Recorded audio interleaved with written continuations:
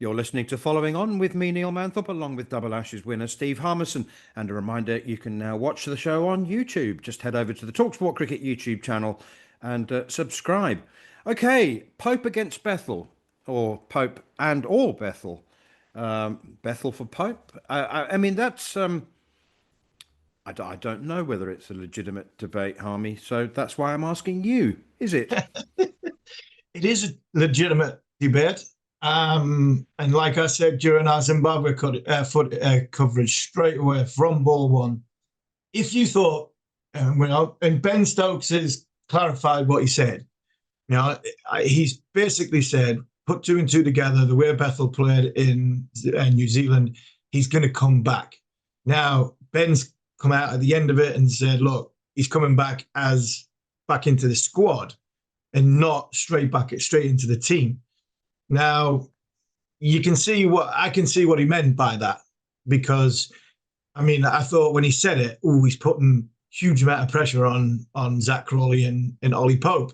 That's what the media and everybody else thought.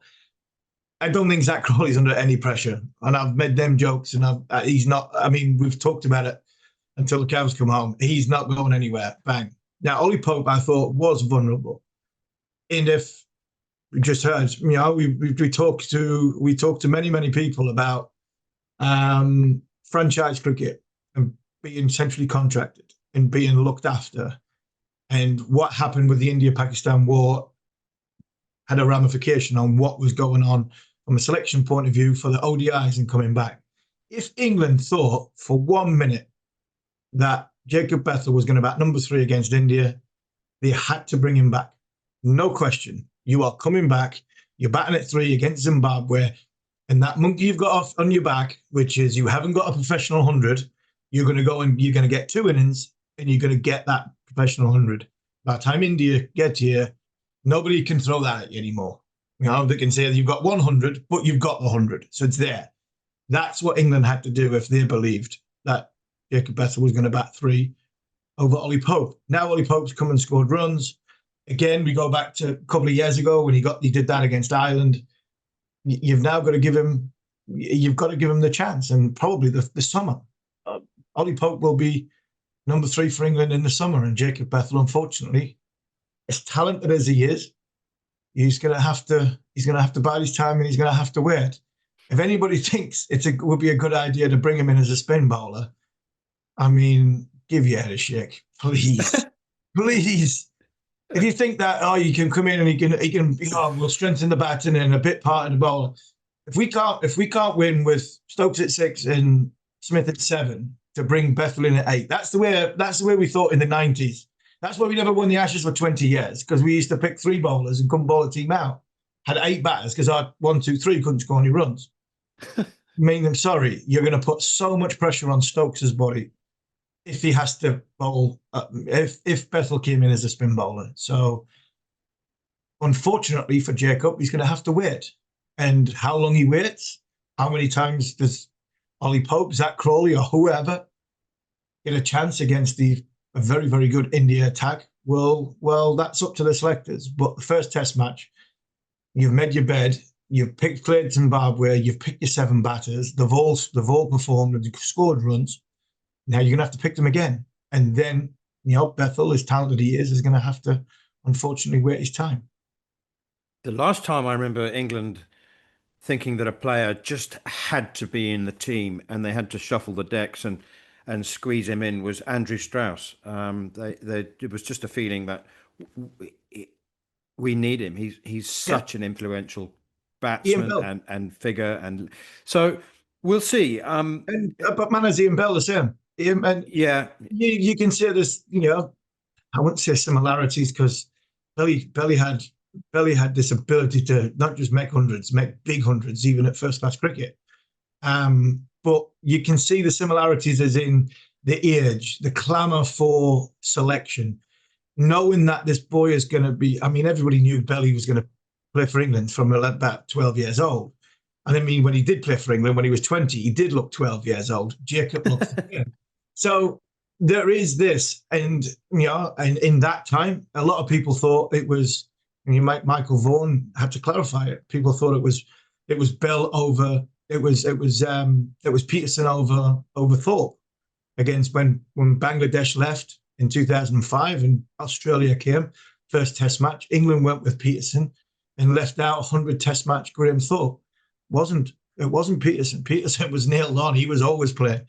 It was Ian Bell. England wanted to get Ian Bell into the game, into the fray. Yeah, just getting 100 at Chester, big 100 at Chester Street. Bang, Heaton. Graham Thorpe missed out. I don't see that happening just yet in June 20 when India comes. So as much as I think Bethell's going to be an absolute superstar, he might just have to wait his time. Yeah, and let's not forget Ollie Pope's last innings was 170. Exactly. It was against Zimbabwe, but you know what? It's still 170. Okay, let's get the thoughts, or let's hear the thoughts of former England coach and talkSPORT regular David Bumble Lloyd, who joined Sunday edition on talkSPORT to give us his thoughts on the Pope Bethell situation. I think they will stay with Pope and they'll stay with Crawley for a couple of games. If it hasn't worked, Bethell will come in. He's banging at the door, he's knocking at the door, and it's good when you've got that sort of competition. So he's the next cab off the rank. But there are many, many young players who will be saying, I want a taste of this. And so I think for the first two Test matches, they'll give what they've had and the like consistency of selection, and it'll be Crawley and Pope. But they better perform because Bethell will come into this side at some stage. Interesting. Pretty much what you're saying, Harmy. You know what? I think that we should give credit to Rob Key and whoever else it was who took the punt on Jacob Bethell. I'm the first to admit that I'm old-fashioned, and I expressed the view on this program that I thought that national selection should be deserved and should not be handed out on a hunch. But I was wrong. I mean, he hasn't proved it yet, but you've just said Bethell will be a superstar. And maybe that's the art of selection. I mean, I know that you will one day end up as a national selector, I'm sure. And there's a lot more to it than how many hundreds has he got, because he hasn't got any. But, you know, good on England, because they appear to have been right. I mean, we saw it firsthand in New Zealand, obviously. Yeah, and again, there's a lot to like about Jacob, a hell of a lot to like. His personality, the way he's calm at the crease. I mean, from a number 3 point of view, we constantly talk unfortunately, about Ollie. When Ollie goes out to bat, he's got roller skates in for the first 20 balls. Talk about how frantic he is, but that's the way he is. That's the way he plays, and that's never going to change. I think Ollie Pope at 35, possibly were 8,000 or 9,000 Test runs, will still look as though he's got roller skates on for the first 20 balls. It just seems as though that's the way he goes out and gets himself going. Where as a number 3, Bethell would look a little bit more calmer. Pope's stylish as well. I mean, there's a lot to like about Ollie Pope.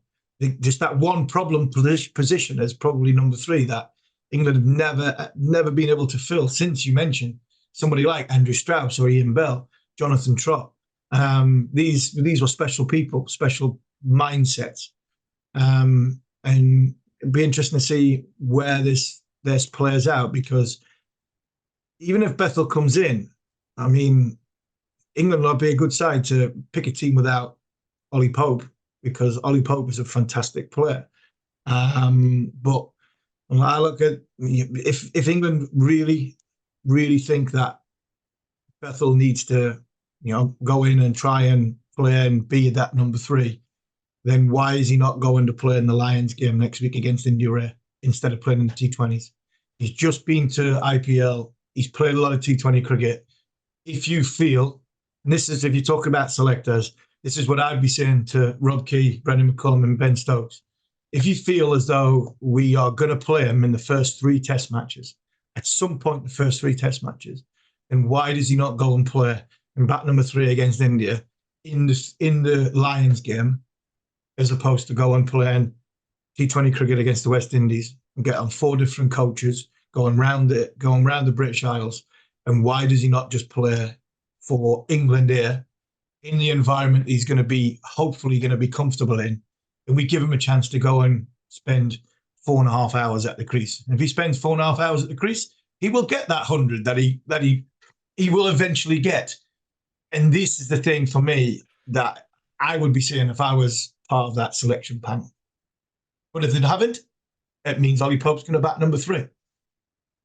Talking of the Lions, you've got 30 seconds to sum up the first Lions game against India A. It was a run fest. Karen Nair got a double 100, 300s for the Lions as well. It looked like a bowler's nightmare. This could be good for you, man. I reckon I can do it in less than 30 seconds. The pitch looked flat. Simple as that. Wow, it looked flat. I mean, 580 played. I think they're still. I mean, we're still batting. Yeah, we're at lunchtime on day 4, and I think the second inning. I don't think the second innings is finished yet. So, yeah, I think Andrew Flintoff's basically said, right, if you're going to get 580 and keep us in the field for 2 days, we're going to make sure your bowlers are going to field for 2 days as well. So you just keep going. We're not bothered about making a game of it.